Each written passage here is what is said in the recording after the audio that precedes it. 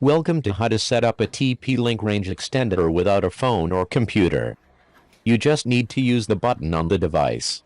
You follow these steps. First, you press the WPS button on the router. Make sure the signal light is flashing. The light flashes for 2 minutes. During those 2 minutes, you connect the TP-Link range extender to the router. On the range extender, you press the connect button. The two devices automatically pair with each other.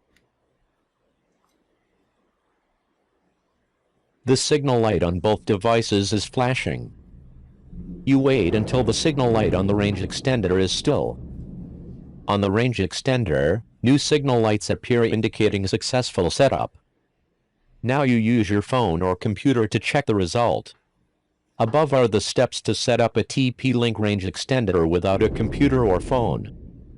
Thank you for watching.